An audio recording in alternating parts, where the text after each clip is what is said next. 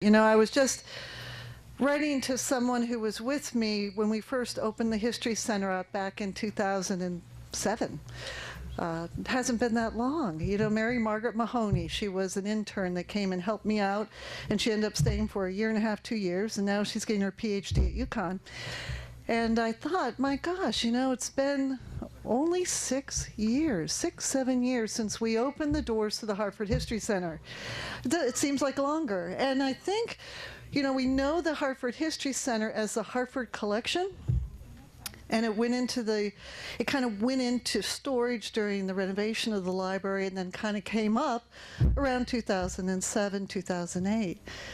But you know, it's been a journey, and we've had a lot of fun. And I think this is just one of those really special moments. So I'm glad you're here with us and celebrating the work of two really wonderful individuals, particularly who volunteered so much of their time and energy and love and put into this project.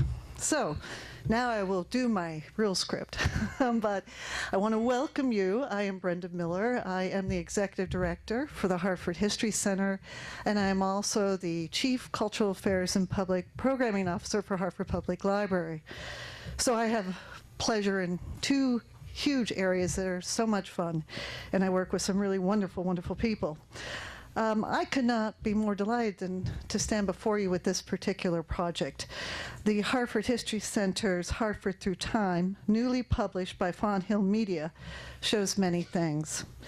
It shows a city with a lively past, a city that has changed, a city that has had losses, a city that has made progresses, a city that has evolved. And that's really quite wonderful. Hartford Through Time permits the reader to take a voyage of discovery and to see what an earlier Hartford looked like. It also answers the questions that always follow that old photograph. Did that scene endure? Has it been changed?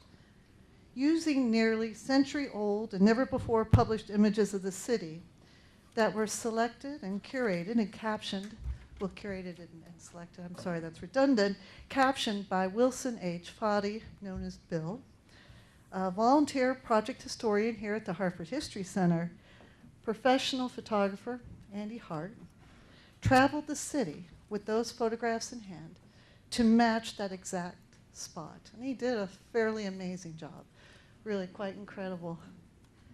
These two versions of Hartford are just one of the many treasures in the Hartford History Center at Hartford Public Library. The History Center contains about 300 years of documents and objects that bear directly on the history of Hartford.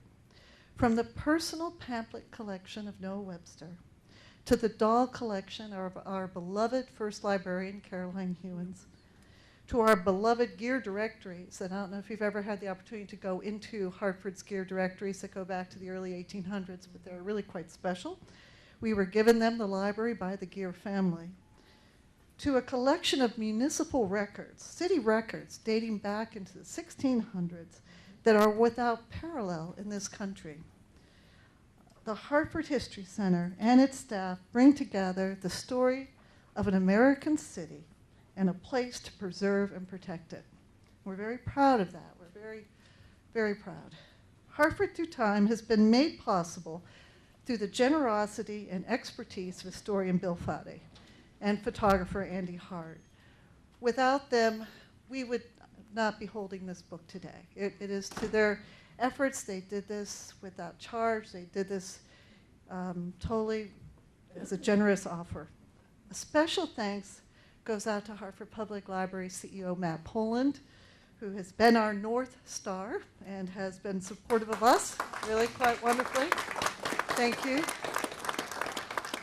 And also I want to check members of my Hartford History Center Advisory Committee who really have been with me since 2006, 2007, many of who are in this room today. I want to thank you for your constant and continuous support of the projects that the Hartford History Center undertakes. But now, I would also like to thank some very special people. And this, I think all library staff are special. I mean, truly, we do a lot of work. Everyone puts in a hard day. But I want to acknowledge certain folks that have worked with me in the Hartford History Center and on this project. I want to thank Eileen Coletti, who has been with the Hartford Collection, I think, for the last 10, 12, 15 years. and I know she's in this room. I want to thank Martha Ray Nelson, who has that wonderful spirit that we're so fortunate to have in this room. James Sanamo, who plugs away over here at that computer 3 days a week, helping us out. Elena Filios, who's new to really us, but not the library, is our reference librarian. Remarkable work. Jennifer Sharp, who has done a lot of work with the glass negatives, has collected metadata. Thank you, Jennifer. My two volunteers that have been with me since 2007, they keep coming back. I'm so blessed. Don Eiler, who is a retired engineer, and Betty Grzinski, who is a retired newspaper woman. They're not here tonight, but they did a lot of work on this project. And I have to do a special thanks to Jeff Mainville, Jeff, over here, Carl Fisher, and Rachel Gary, because they really became marketeers, sellers of this book. We've never done this before. We had to learn how to really sell and market a book, and Jeff has been so helpful, and our finance director, Carl Fisher, has been so helpful. Now there's one other, and because when I was thinking about this project, I want to thank the members. I don't see anyone here from it, but the Greater Hartford Arts Council. They had back in 2007, 2008, a special grant called the Heritage Advancement Award. And we received it. And it allowed us to start working and processing the City Parks collection. And it was through that work that was done by really Gary Waite, who's a wonderful gentleman. He used to be the archivist over at the American School for the Deaf, who volunteered over here. He's also on my advisory committee with Luke Williams, who actually went on, he's with the Hartford Public High School Museum. He came in here, was working on the City Park collection. And Dave Goodall, another wonderful gentleman. And when they started processing all the maps and everything they found a box. And it was over 2,000 glass negative of city street scenes dating back to the early 1900s. And they were the ones that really kicked off this effort and really got us to where we are today. And so without them and that whole Greater Hartford Arts Council, that beginning money, we would not have gotten to today. So special thanks. Now I want to know, before I turn this podium over to our delightful CEO, that when you purchase a copy of this book through Hartford Public Library, and we will be selling it downstairs at our main desk, we'll sell it up here, we'll sell it at our branches, we receive about 50% of that purchase price. So we encourage you, if you could try not to purchase from, even though Amazon's great, and there are a lot of great places, but if you want it, we're very happy to have you purchase this there. It's very, very helpful. We did have one of the images from the book printed up, a beautiful copy that's over here on this A-frame. We're considering moving forward and working with 1,000 museums in selling some of our framed and unframed prints for gift giving, and I just want you to see the quality tonight about how we would move forward. And I also want to remind you, if you want to stay in the loop with what we do with the Hartford History Center, Hartford Public Library, and our upcoming museum store. Yes, we are going there. If you're interested, it will be in your e-news, and if you don't get your e-news, please sign up to get our e-news blast from Hartford Public Library. We're more than happy to take your email address and start sending you out what we're doing. And now, without further ado, I'm going to turn this over and welcome Matt Poland. One of the things I want to say first is a big congratulations to Brenda Miller and her staff.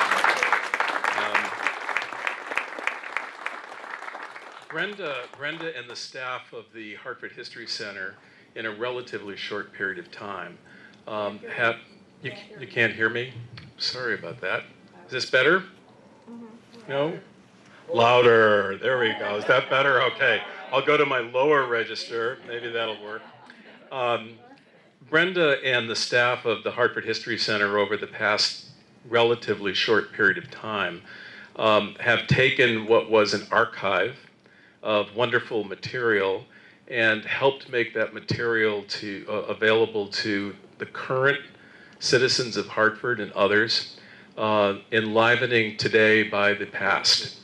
It wasn't just about a static thing where it just sat here and we waited for people to come, but she went out to federal agencies and other organizations to get funding to do much of the work that's been done here today. The library can't sustain the expenses associated entirely with the Hartford History Center, and Brenda and her staff innovatively went out seeking ways to develop even a better history center, and she's done that. And it's been it's only been 7 years. And so kudos to her and to her entire staff for the work that's been done. I also want to thank one of our board members who is here tonight, Stephen Goddard. And I think if you know Steve, you know that he's been a lover of the Hartford History Center ever since it started with Bev Laughlin many years ago, and has stayed true to making sure that this center has become what it is and has a trajectory to even do more work in helping use our historical materials to inform a modern audience, and it's really wonderful. Thank you, Steve. And we also have two of our former board members here who were also instrumental. Brad Noel up here in the front, who served on our library board, and Cynthia Reich, who also served in our library board, all involved still in the Hartford History Center. Thank you very much for everything you've done. And of course, thank all of you for being here tonight and for supporting the work of the Hartford History Center and the Hartford Public Library. This institution is an important one for the city today and for the future. It stands ready to do what it can do and should do to make sure that the people of Hartford have access without cost to great knowledge. And this is one of the things that we hold most dearly, that we do this so that it's free. And there aren't many places that say that anymore. I saw a cartoon today about library cards, and it said, library card, 100% off. We mean it. It really is an important institution for the future of our city. So what I'd like to do is also congratulate the two people with whom this book would not have been done. One is Bill Foudy. Bill is Bill Foudy. You know, he's many things to all of us. I wanted to thank him not only for this book and the work he's done in the book, but you may know that he spearheaded a move of Talking Books to the downtown library. Talking Books lost its home after 35 years at the East Hartford Public Library. They were looking for a home. I read an editorial about that, and I called Mr. Foudy and said, what can we do? And he made it happen. And there are folks here tonight from Talking Books who are really doing a remarkable amount of work for people who cannot read like you and I might be able to do, and also have agreed to expand their Talking Books to include other languages for the first time. And we thank you for that commitment. We think that will help in a very diverse area, bring more important reading materials to a broader audience. So thank you for that. And so Bill has been really an important part of Hartford Public Library and the Hartford History Center. And so we're going to open this up for questions to him. And then I also wanted to say to Andy Hart, who's a hometown guy, right? Just like I am. Good hometown Hartford guy. Most of you may know him. He is an incredibly talented photographer whose work can be seen in many places on Facebook and in Hartford News and other places, but very talented, very well sort of GPS'd in the city, if you will. You know, he knows where things are, he knows how to get to things, he knows shortcuts to things, and the work that the two of them did to do this book is truly remarkable. So they're here to answer any questions if you have them about the book or about how they did it or the work that went on. I did encourage Bill to tell us a story about counting trees and plot lines and things like that in order to get the exact thing. But, you know, any questions for either Bill or Andy? First, a small plug for Talking Books. We're downstairs, our studio. It's an ideal spot. Jerry Cohen, who has been our coordinator for 35 years, is here. Talking Books is part of the Connecticut State Library for the Blind, 100% free. I asked my brother-in-law when we were losing our space, should we persevere? to find a new one. And he said, "You're my lifeline. The books you buy in the store, they count on you, well, you're cooking or driving or something. You get very annoyed when you listen to them, the bad reading, the pronunciation and all. The Connecticut Talking Books Unit has been recognized because it's such a fabulous reading experience. We give it sweat, blood, and tears because it's not about us." Now, the story you wanted, but I had to mention talking. Oh, that's okay. That's okay. You know, and if any of you think you want to try out, we're all volunteer. Let us know. PK, what's our website? Talking Books Hartford at Gmail. Talking Books Hartford at Gmail. It's not for the faint-hearted. You're all volunteer. You get interviewed. You get tested. You do tryouts. It's like getting beaten up for an hour and a half every week, but it's the best therapy you can go through. Anyway, your question was about counting trees. Yeah, about, how when you selected one of the older photographs and then you went looking for the exact location, what did you encounter? This one, the slide said Windsor Avenue. Well, I drove Windsor Avenue. Windsor Avenue today doesn't become Windsor Avenue until you get to Windsor. But I'm driving along. Can we go back one, please? Can we stop? It's on a scroll, Bill. No, I guess no. we've memorized it. Scroll, Bill. Okay. It's scrolling. It'll come back. Drive if the story will be over. So I'm driving along, and suddenly there is the house that I'm looking for. But we're not on Windsor Avenue now. We're on North Main Street. So you go through the records, and there was a 20-year period when Windsor Avenue started at the split from Maine at Albany by Keeney Tower. Only 20 years. They don't put that in the slide. Andy Hart's pictures are breathtaking because the book would be 8,000 pages long if you had to try to explain to people where they were. And Andy has managed to line up so you can see where you are. For example, here's the steeple of Center Church. There's the steeple. And if anybody has any questions about the bearing of the Park River, it's now roadway. So anytime anyone says, "Let's bring back the river," I know they're not going to give up the roadway. And I worry how much more parkland will they then decide to nibble? I mean, now here, aisle of safety, but here's the Hartford Federal Building, and I want you to focus up here between the chimneys. Some of you knew the Bents, and they ran Hartford Federal. And they gave the best parties in their penthouse between the chimneys. Nobody knew you were up there. It has a whole terrace. It's all still up there.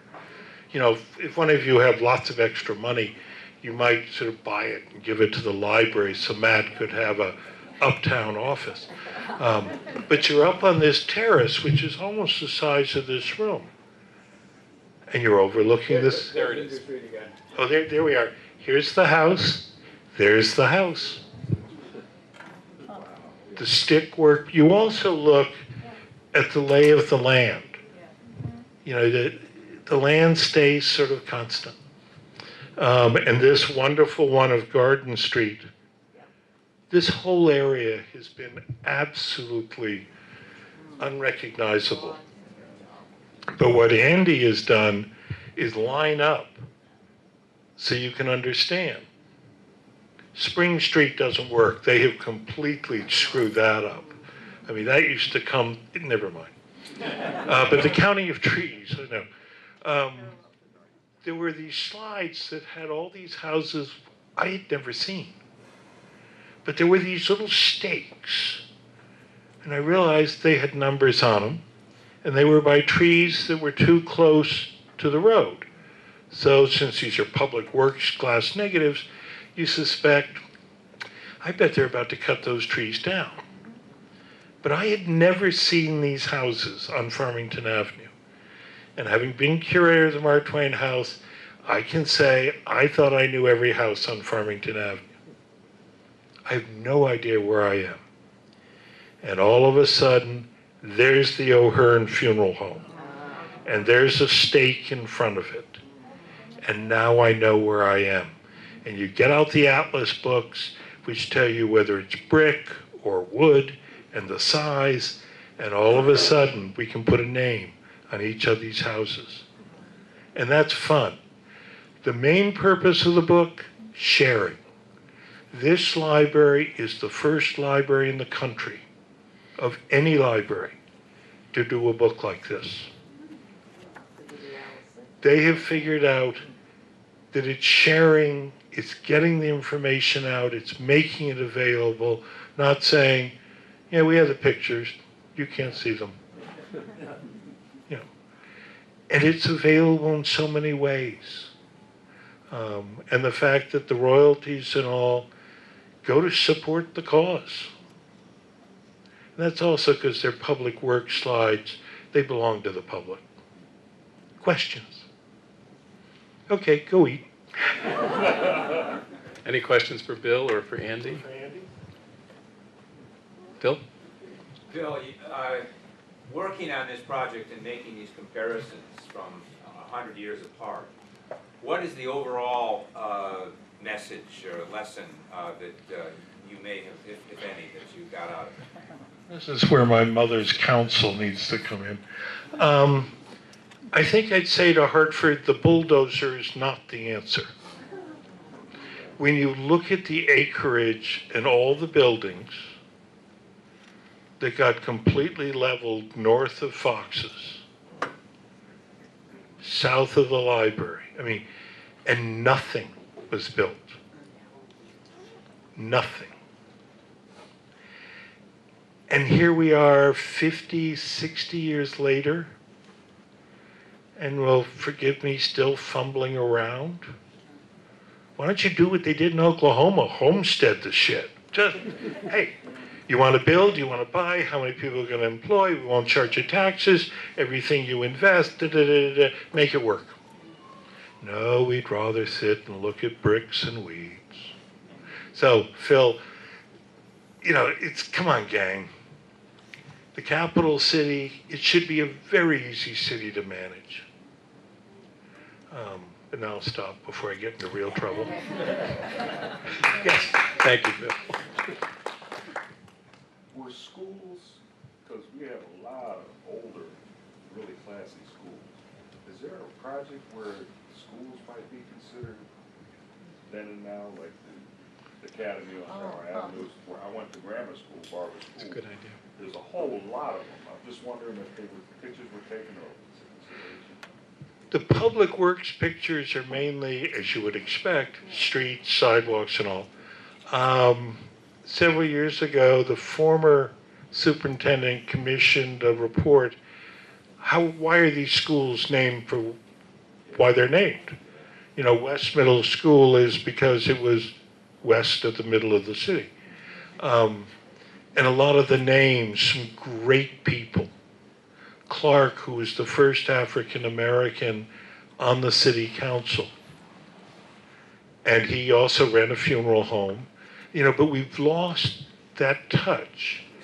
And I would hope the best way, of course, to sell the story of the schools is to integrate it with something that people think they really want.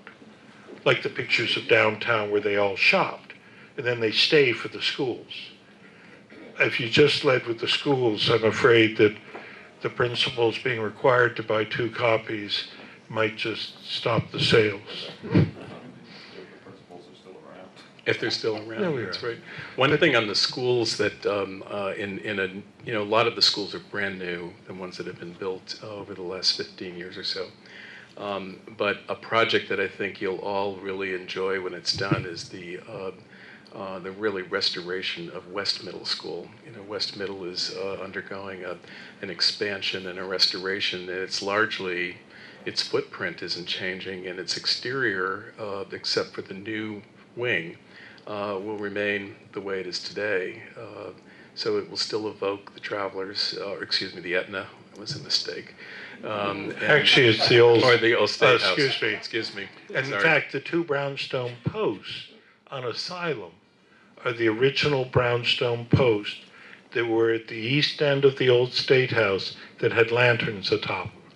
And we did the big renovations. We uncovered this fact so we could then measure the posts, and we knew exactly how that fence was in height, etc. But the Etna copied us. The Etna copied you. All right. So thank you very much, Bill. And also, if you look at the old Bulkley High School in the South End, renovated, is really extraordinary. If you were ever in the original building, the interior that was kept much like it was originally is really, really incredible. Not always happened that way. You know, some buildings are all brand new and very modern.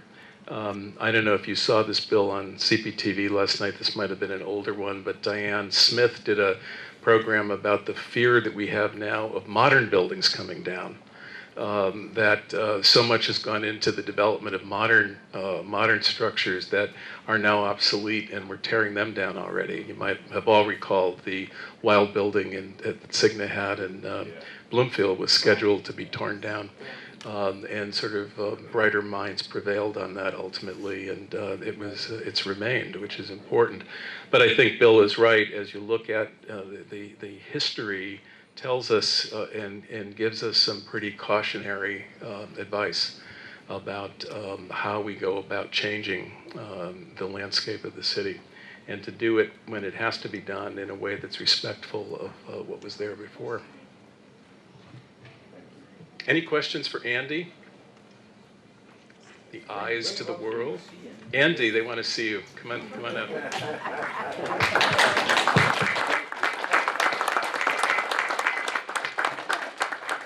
And he has no camera with him, right? So you're all safe. Richard. I have a question for Andy. Yeah. Andy, you have been doing such wonderful photography work for so many years in Hartford. I'm just wondering, in doing this project, did anything surprise you?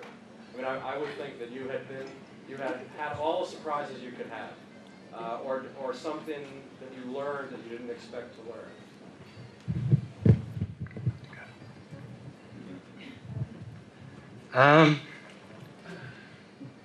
It's a good question, Richard. Thanks a lot.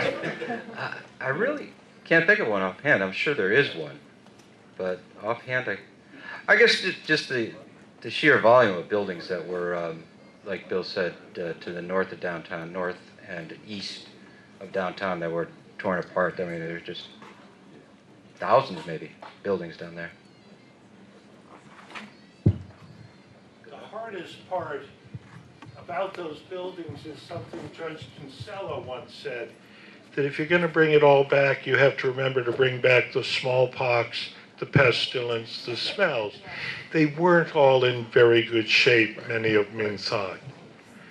Constitution Plaza, had they built it as designed, and you have to remember there was going to be a land bridge down from Main Street to the clock tower, the whole acreage north of Fox's to Rensselaer Polytech, that was supposed to be housing. I mean, there are whole elements that didn't happen. And when they didn't happen, like the land bridge, everything got isolated. The top floor of CBT and 100 Constitution Plaza were supposed to be apartments. I mean, they had it so right, same level at Main Street. Mrs. Auerbach so embraced it, she extended the whole store on Morgan Street. And that's where that entrance, real quickie, Mrs. Auerbach did not say, if you don't have the exits directly at my building, I leave town. No, Mrs. Auerbach, Ned Allen, Dowd, Lumsden, in looking at the first draft of the highway, realized the last exit west to east in Hartford was at Sigourney Street. The next one was in East Hartford. Back then, highways were to move you from hither to yon. There were never signs saying attractions. And they said, you do that to us, we're done. They're not going to go to East Hartford and then come over back the bridge. The problem is they directed the highway through the poorest sections of town to wipe out the slums. Those tend to be the narrowest streets. So now you're going to put in exits. Oops, we're going to be backing up on the highway. I guess we need a lot of exits. Mrs. Auerbach, it's not her style. But you all remember the chicken coop? Yeah. You know, it was here, and then finally he decided, well, we'll put an exit there. You know, they've been growing and growing. The chicken coop I miss. One chick to go. Anyway. Tony the Chicken Man. Oh yeah, well that was down here. Oh, the chicken coop. The chicken I coop. was talking about the other one. No, Where, no. you know, he sat, the chicken man, he sat there and said, I'm not selling my business. Right? Yeah. And they were on 60 Minutes and talking about the widening of the street. And the corporates, well, they got bagged. Do you remember around Thanksgiving and Christmas, the chicken man? And if you walk that part of the sidewalk, the blood would be flowing out. They were fresh. They were alive. How much? Joe Latore was his name. Photography, the prints that will be made, do you know how the Princess process Theater. of making those prints, is that going to come off the glass negatives? Brenda? Yeah, no, those are, right now we're looking at, there's a 1,000 museum, so it's online, actually, and they're the ones that would prepare these type of prints, print them out, they mat them, and they frame them, so everything can be done online. We're considering as a possibility, but the quality is so beautiful, we think it might be the way to go, so if you'd like. So we're definitely moving in that direction. Are you on our email? I am. Definitely. Then we'll keep you in tune, because that's where we're going to be going. And we also have some beautiful maps and things like that, all Hartford's specific. And the image is from the negative, though, Brenda, right? The images The from original yes, negative is from the we've negative. got, we're preserving the Yep. glass negative. Yep. I'm sorry, I Yep. didn't understand. Coming from the Yes. glass negative. But Yep. we have a master archival TIFF of everything. We actually have a digital repository online for the Hartford History Center, where actually all 1,500 to 2,000 of those street scenes are going to be up. And right now, I think we have over 500 or 600 up, Yep. and they all have the details of the location. And we're in the process of giving them, was it, Elaine, a GIS or GPS so that you can actually put them on a dot on the map. We're working with the University of Connecticut on that, and we are also digitally, we are one of the first libraries actually to work with the Connecticut Digital Archive out of the University of Connecticut. So we have a real sustainable preservation model for every digital image we either create or is born digitally that comes into our collection, which I'm really happy about. So we're right where we need to be with our digital material. Excuse me, I don't know how many of you have been out to the UConn Medical Center. Not recently. That is going to be in Hartford, across the street from where I live. Keeney Park, up the street, it wasn't quite in front of my house, but it was gonna be Keeney Park.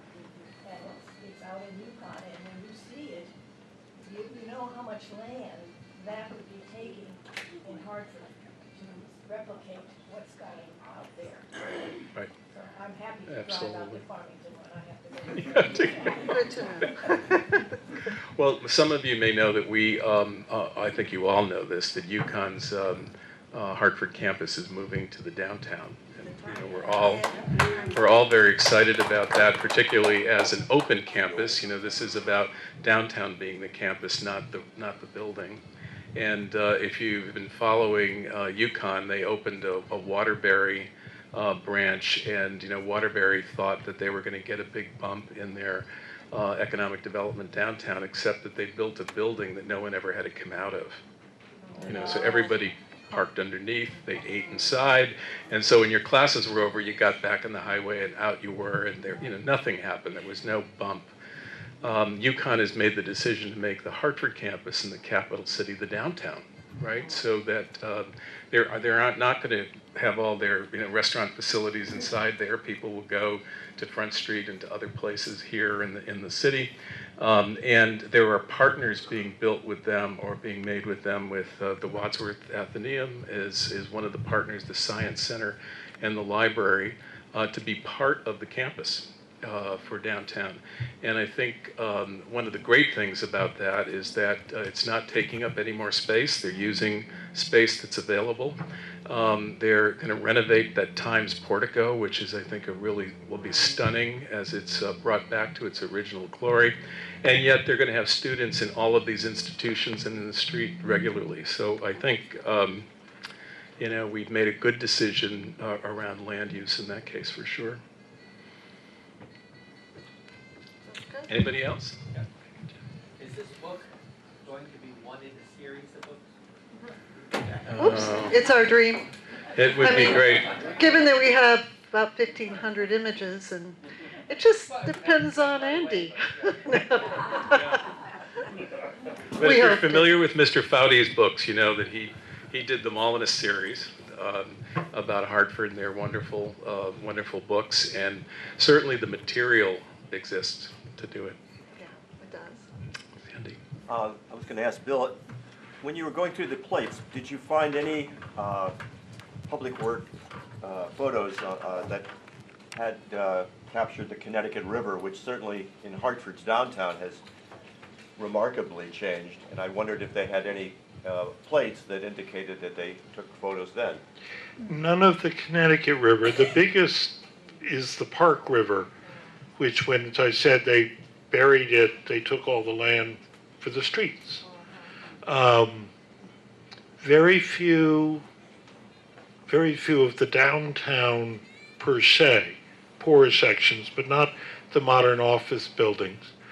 The hardest thing in laying out one of these books is you have to make decisions, but you also have to be telling a story.